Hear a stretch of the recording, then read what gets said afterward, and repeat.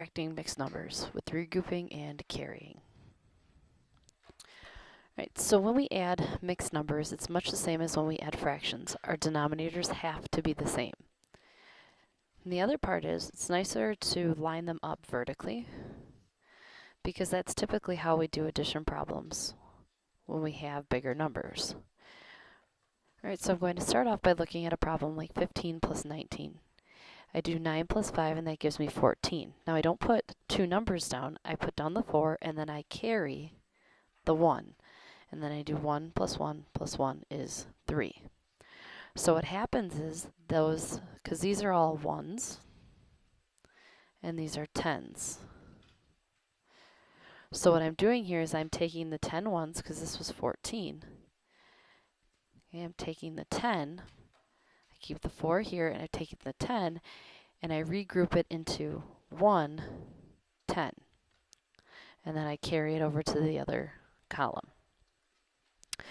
So what we're doing here is much the same. So when I add my fractions, I get 4 plus 3 is 7 fifths.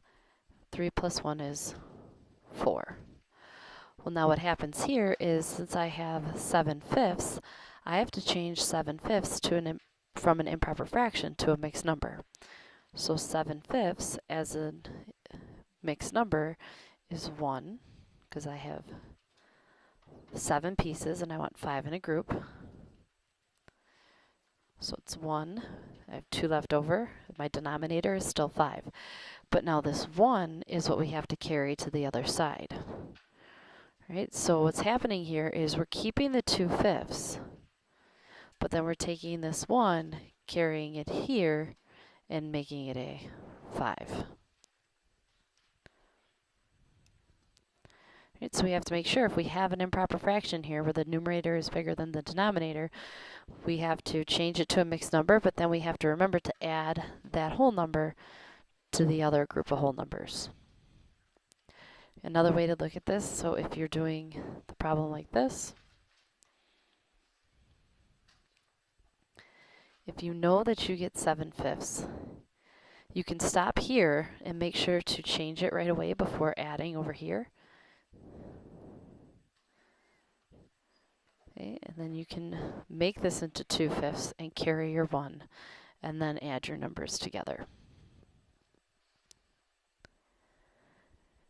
Alright, so then it's much the same when we're subtracting. Our denominators have to be the same. I like to line it up vertically because that's typically how we see subtraction problems. So then I'm going to go back to this example. So if I do 20 minus 15, I can't do 0 minus 5. I don't have enough. So when my top number is smaller than my bottom number, I can't subtract. So I always borrow. So I borrow 110, and that 110 is equal to 10 ones. So I can add 10 over here. So this becomes a 10, and I do 10 minus 5 is 5. 1 minus 1 is 0, so I'm left with 5. It's the same idea over here, except for now I'm not dealing with ones and tens and hundreds, I'm dealing with fractions.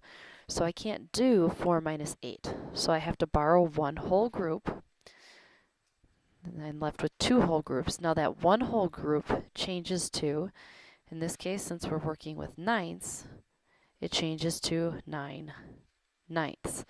So I'm going to add that 9 ninths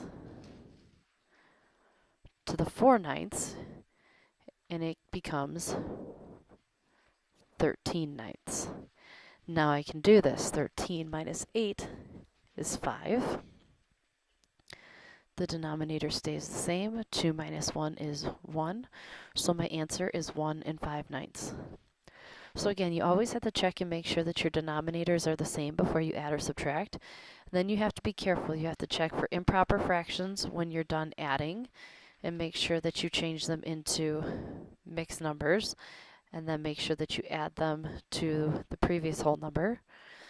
Or if you have subtraction, you need to make sure that your numerator on the top number is bigger than your numerator on the bottom number, so that way you can subtract. Otherwise you need to regroup or borrow.